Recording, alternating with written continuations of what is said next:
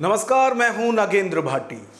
इस साल के आखिरी में बिहार में चुनाव होना है और बिहार चुनाव से ठीक पहले इलेक्शन कमीशन द्वारा वोटर लिस्ट का रिवीजन किया जा रहा है। इससे पहले 2003 में जब लालू प्रसाद यादव की सरकार थी बिहार के अंदर, उस वक्त चुनाव आयोग की तरफ से वोटर लिस्ट का रिवीजन हुआ था। उसके बाद अब बिहार चुनाव से ठीक पहले चुनाव आयोग ये रिवीजन करा रहा है। इसमें यदि बात की जाए तो आधार कार्ड और वोटर लिस्ट ये मान्य नहीं होंगे। जो भी लोग हैं जिनके 2003 से पहले यानी 2003 में जो वोटर लिस्ट रिव्यू हुआ था उसमें जिनके नाम हैं उनको कोई बहुत ज़्यादा दस्तावेज देने की ज़रूरत इसमें नहीं होगी। उन लोगों को सिर्फ सत्यापन करना है अपनी जो पहले जानकारी उनकी तरफ से दी गई थी कि वो दुरुस्त है या नहीं। इसके बाद जो वोटर लिस्ट में तो नाम हैं लेकिन उनके पास वो दस्तावेज नहीं है जो कि अब चुनाव आयोग की तरफ से जरूरी कर दिया गया है। दिक्कतें उनकी बढ़ने वाली हैं क्योंकि 2003 की लिस्ट में जिनके नाम हैं और उनके जो वोटर कार्ड हैं या उनका मतदाता सूची में नाम नहीं है, उन्हें उनके माता पिता के नाम के आधार पर कुछ डॉक्यूमेंट देने होंगे और उसके बाद उनका भी नाम वोटर लिस्ट में आ जाएगा। अब ये सारा रिव्यू क्यों किया जा रहा है, इसका जवाब ये है कि एक तो बहुत बड़ी तादाद ऐसे लोगों की है जिनके पास दो दो वोटर कार्ड बने हुए हैं। आप इसको ऐसे समझिए कि जो वोटर कार्ड पहले बने हुए हैं उसमें यदि कोई पहले बिहार के किसी शहर में रह रहा था, उसके बाद किसी दूसरे शहर में गया, वहां भी उसने वोटर कार्ड बनवा लिया और जहां पहले रहता था वहां भी वोटर कार्ड बनवा लिया। अब चुनाव आयोग की तरफ से साफ किया गया है कि आप जहां हाल फिलहाल में रह रहे हैं सिर्फ वहीं का जो वोटर कार्ड है वो मान्य होगा। यानी जहां आप फिलहाल रह रहे हैं वहीं आपको वोट डालने का अधिकार है। इससे अलग यदि किसी के दो कार्ड बने हुए हैं या तो वो खुद ही एक कार्ड अपना जो है उसको खत्म करा ले, कैंसिल करा ले, या फिर अब जब रिव्यू हो रहा है इसमें ये सारा स्पष्ट हो जाएगा। एक लगातार जो राजनीतिक दल हैं उनकी तरफ से कंप्लेंट चुनाव आयोग की तरफ जा रही थी कि बड़ी तादाद ऐसे लोगों की है जो कि बाहर के देशों के हैं, विदेशी हैं, चाहे वो बांग्लादेशी हैं, रोहिंग्या हैं, इन लोगों की बड़ी संख्या है जिनके वोटर कार्ड बन चुके हैं। अब जब वोटर कार्ड रिव्यू होगा या मतदाता सूची जो है उसका सत्यापन नए सिरे से किया जा रहा है तो इसमें ये सब चीजें साफ हो जाएंगी। जिनके पास डॉक्यूमेंट होंगे उनके नाम वोटर लिस्ट में आएंगे और जिनके पास जो वैध डॉक्यूमेंट हैं वो नहीं होंगे उनके नाम वोटर लिस्ट से काट दिए जाएंगे। और यही वजह है कि पूरा विपक्ष इन दिनों बिलबिलाया हुआ है। अब उनका ये कहना है, सभी विपक्षी दल जो हैं उनका ये कहना है कि केंद्र सरकार के दबाव में चुनाव आयोग काम कर रहा है और जो विपक्ष का वोटर है उसको उसकी वोट काटने की जो मंशा है वो इसमें चुनाव आयोग की है। अब इसको लेकर चुनाव आयोग की तरफ से भी सफाई दी गई है कि ऐसा नहीं है, ये पहली बार इस तरह का जो मतदाता सूची में रिवीजन है वो पहली बार हो रहा है। इससे पहले भी कई बार हो चुका है और ये एक नेचुरल प्रक्रिया है। तो इसमें बहुत ज़्यादा हो हल्ला जो विपक्ष के लोग हैं वो ना करें। अब इसको लेकर आरजेडी के जो नेता हैं, पूर्व में डिप्टी सीएम रह चुके हैं बिहार के तेजस्वी यादव, उनकी तरफ से यह कहा जा रहा है कि केंद्र के दबाव में चुनाव आयोग ये सब कर रही है और जो प्रदेश का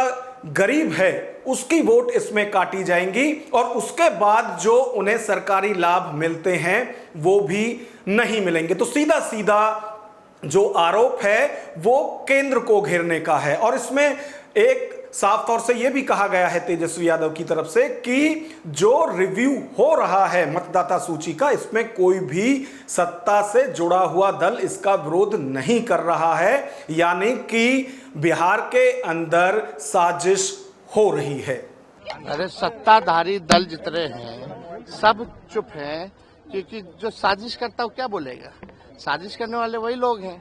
गरीब का वोट कटवा रहा है भाजपा वाला लोग, नीतीश जी के लोग, ताकि गरीब को पेंशन नहीं मिले, राशन नहीं मिले। उसी तरह से विपक्ष की यदि बात करें तो इंडिया अलायंस के 10 से ज्यादा जो संगठन हैं, पार्टी के जो दल हैं, वो चुनाव आयोग से भी इसमें शिकायत लेकर पहुंचे हैं और चुनाव आयोग से ये कंप्लेंट की है कि जिस तरह से आप ये रिव्यू कर रहे हैं, इसमें बहुत बड़ी तादाद में जो वोटर है वो वोट देने से रह जाएगा, यानी जो उसका वोट देने का अधिकार है आप उसको खत्म कर रहे हैं।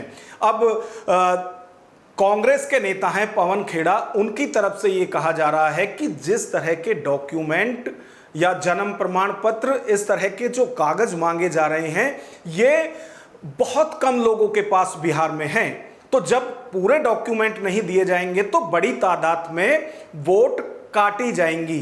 अब इसको लेकर यह भी कहा जा रहा है कि कांग्रेस की तरफ से यह दावा किया गया है कि जब वो चुनाव आयोग के साथ मीटिंग में गए थे तो उनकी तरफ से यह आशंका अभी से ही व्यक्त की गई है कि लगभग 20% वोट जो हैं वो इस मतदाता सूची से हटा दी जाएंगी, यानी कि एक बड़ा जो वोटर है वो 2025 में वोट नहीं दे पाएगा, जिनके पास वैध प्रमाण पत्र या जो जरूरी कागज हैं वो नहीं है। संविधान के दायरे में चलिए।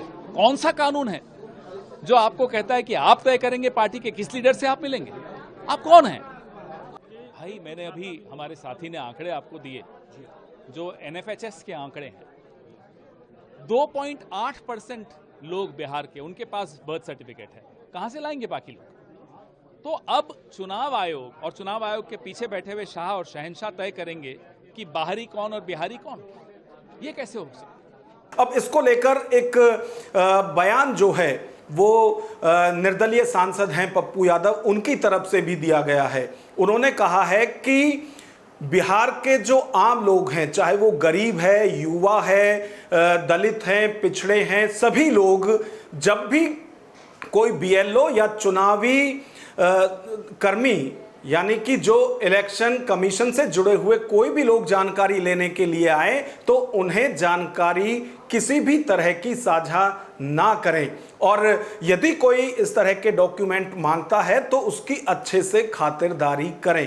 अब इस खातिरदारी का वो क्या मतलब है या वो क्या कहना चाह रहे हैं वो इसको आप अपने आप ही समझिए, लेकिन विरोध जो है वो मतदाता सूची संशोधन का विपक्षी दल जमकर कर रहे हैं। इसी तरह से आरजेडी के नेता हैं मृत्युंजय तिवारी, उनकी तरफ से भी ये कहा गया है कि जब विपक्ष को इसमें शंका है तो वो शंका दूर करे, चुनाव आयोग सबको एक साथ मिलाए और अपनी बात कहे। हो सकता है कि सब जो है इसके लिए तैयार हो जाए, लेकिन फिलहाल ऐसा लगता है कि जो विपक्ष का वोटर है उसको काटने की या उसका मतदाता सूची से नाम हटाने की ही कवायद ये की जा रही है। तो उनका अपना बयान है। देखिए, चुनाव आयोग आज कटघरे में है, सवालों के घेरे में है। चुनाव आयोग जो प्रक्रिया बिहार में वोट रिवीजन का करा रही है उसमें कई खामियां हैं, कई सवाल खड़े हुए हैं। इससे संतुष्ट करना चाहिए सभी दलों को। चुनाव आयोग तो इस तरह से चुनाव कराने पर आमदा है बिहार में वोट रिवीजन के नाम पर कि लग रहा है कहीं ना कहीं केंद्र सरकार के इशारे पर वो सारे काम कर रहे हैं। और जो महागठबंधन के तेजस्वी यादव जी के वोटर हैं, युवा हैं, किसान हैं, गरीब हैं, नौजवान हैं, मजदूर हैं, दलित हैं, उनको वोट से वंचित करना चाहते हैं, वोट के अधिकार को छीनना चाहते हैं। ये नहीं हो सकता। ये प्रैक्टिकल में जो चुनाव आयोग मांग रही है ये संभव नहीं है। इसी तरह से यदि बात की जाए तो बीजेपी की तरफ से भी इस पर बयान आया है। बीजेपी के नेता हैं संजय जायसवाल, वो कह रहे हैं कि विपक्ष को अपनी हार का डर दिखाई दे रहा है और इसीलिए चुनाव से पहले ही तमाम विपक्षी दलों ने अपना ये विधवा विलाप शुरू कर दिया है। 5 करोड़ लोगों को कोई पुनर्निरीक्षण की जरूरत नहीं है। आपके माता पिता का अगर नाम शामिल है, दादा दादी का नाम शामिल है, तो आपके लिए वह सबूत सफिशिएंट है। तो लगभग 7 से 7.25 करोड़ लोगों को तो कोई कागज दिखाने की आवश्यकता ही नहीं है। अगर आपके माता पिता सदस्य हैं पहले से वोटर लिस्ट में, तो आप भी हो जाइएगा। रहे 70 से 80 लाख लोगों को कागज दिखाना पड़ेगा। और आधार कार्ड की जहां तक चर्चा होती है, सुप्रीम कोर्ट ने कह दिया कि नहीं, आधार कार्ड मैंडेटरी नहीं है, आप आधार कार्ड के लिए किसी को मजबूर नहीं कर सकते। तो क्या इलेक्शन कमीशन सुप्रीम कोर्ट के खिलाफ जाके कार्य करे? यह भी कहीं संभव है? जो लोग पढ़ते नहीं है, जो लोग कुछ जानते नहीं है और जो लोग यह मान चुके हैं कि वह 2025 का बिहार विधानसभा चुनाव हार गए हैं, वही लोग इलेक्शन कमीशन के इस पुनर्निरीक्षण को लेकर विधवा विलाप कर रहे हैं। तो यानी जो इस मतदाता सूची संशोधन के फेवर में है, उनकी तरफ से भी जमकर बयानबाजी की जा रही है। जो खिलाफ में हैं, उनकी तरफ से भी इस पर जमकर सियासत की जा रही है।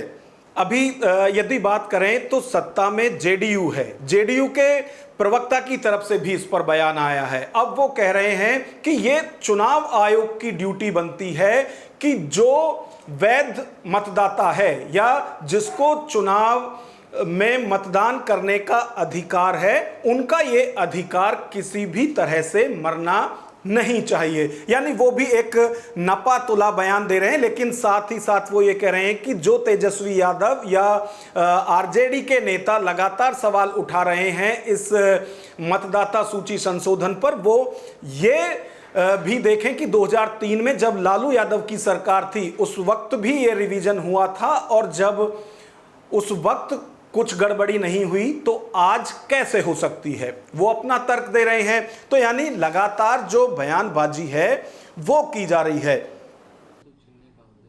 देखिए, कोई वोटिंग राइट किसी का नहीं छीन सकता इस हिंदुस्तान के अंदर में।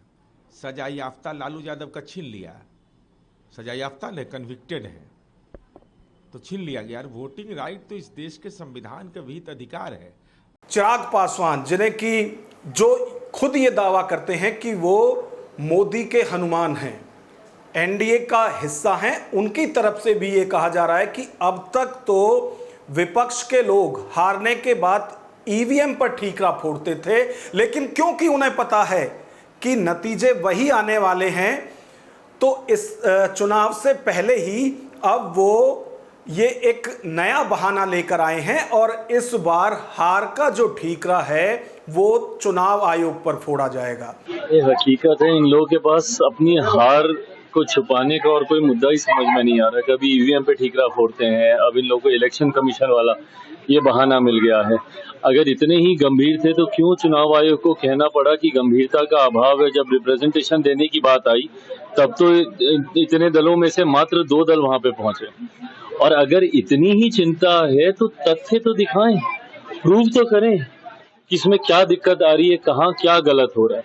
हकीकत है ये लोग सिर्फ अपनी आने वाली हार को छुपाने के लिए बहाना तलाश कर रहे हैं। तो यदि हम इस बात करें जिस तरह का जो ये रिवीजन है ये किया जा रहा है, तो ये कई बार देखने को मिलता है और बड़ी तादाद में ऐसे लोग हैं जिनके की 2-2 वोटर कार्ड हैं। यानी उदाहरण के तौर पर जो पूर्वांचल के लोग हैं या बिहार के लोग हैं, बड़ी तादाद में वो दिल्ली में भी रहते हैं और दिल्ली में तो स्थिति ये है कि सरकार बनाने और बिगाड़ने में पूरी अहम भूमिका जो है वो पूर्वांचल और बिहार के लोगों की है। यानी कि बड़ी तादाद में बिहार का वोटर दिल्ली में है। अब चुनाव आयोग जो है उसको ये शंका है कि हो सकता है कि जो ये लोग हैं इनकी जो वोट हैं वो बिहार में जहां के वो मूल निवासी है वहां भी रही हो, उसी तरह से अलग अलग जगह बिहार के जो लोग रहते हैं वहां भी उनकी वोट होंगी और जहां के वो जिस भी शहर कस्बे या गांव के मूल निवासी है वहां भी वोट उनकी बनी हुई होंगी। तो ऐसे में चुनाव आयोग का अब ये कहना है कि किसी भी शख्स के पास सिर्फ एक मतदाता पत्र जो है वो रखने का अधिकार है। किसी के भी पास सिर्फ एक वोटर कार्ड होना चाहिए और जब ये मतदाता सूची रिवीजन होगा तो इसमें ये साफ हो जाएगा कि किसके पास कितने वोटर कार्ड हैं या कौन वैध वोटर है और कौन अवैध मतदाता है। तो इस पूरी खबर पर आपकी क्या राय है, कमेंट बॉक्स में हमें जरूर बताएं। नमस्कार।